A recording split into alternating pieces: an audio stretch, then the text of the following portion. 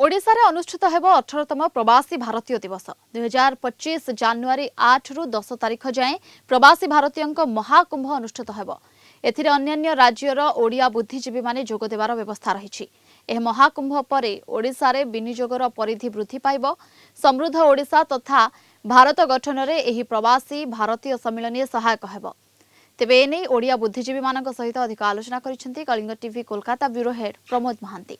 आसंता 2025 January 9 तारिख दिन प्रवासी भारतीय सम्मेलन ओडिशा रे हेबाकु जाउची, जहाकु नेई कार्यत समग्र विश्व रे चर्चा पालुथिबा बेले ओडिशा को जेहेतु राष्ट्र नेता माने आसीबे सेति पई ओडिशा गर्व एवं गौरव रे फाटी उठुची एवं विशेष करी प्रतिवेशी राज्य रे थिबा ओडिया मानक मध्य एक सिहरण सृष्टि होईची। प्रतिवेशी राज्य पश्चिम बंगर बुद्धिजीवी माने एवं एही परिस्थिति सेमाने कोन कोंती आजिर दिन आमे तांठार सुनबा। सर कोन कोंती आमर भुवनेश्वर रे प्रवासी दिवस अनुष्ठित होबाकू जाउछि एवं एथिरे भारत बाहरु विभिन्न लोक जोग देबे एवं आमको प्रथमे देखिबाकू हबो जे सेही प्रवासी माने केमती सेमानकर इन्वेस्टमेंट ओडिशा रे बढ़ेइबे। जो माने राज्य रही से राज्यर जो माने राज्य बाहर रोचंदी से माने पंजीकृत होंतु एवं देश बाहर जो माने रोचंदी से मानकर पंजीकृत होंतु एवं साइमल्टेनियसली से माने पई गोटे सेपरेट इंश्योरेंस करा जाऊ।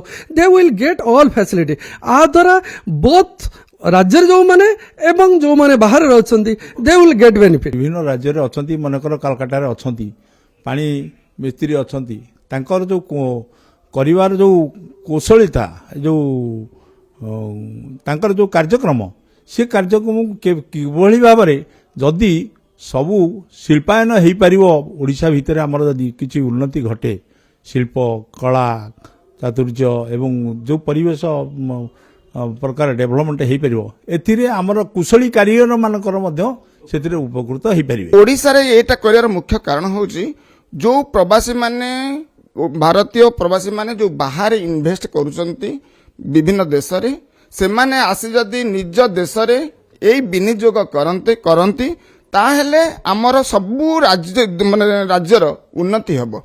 कोलकाता वीडियो जर्नालिस्ट समर जी सान प्रमोद महांती कलिंग टीवी।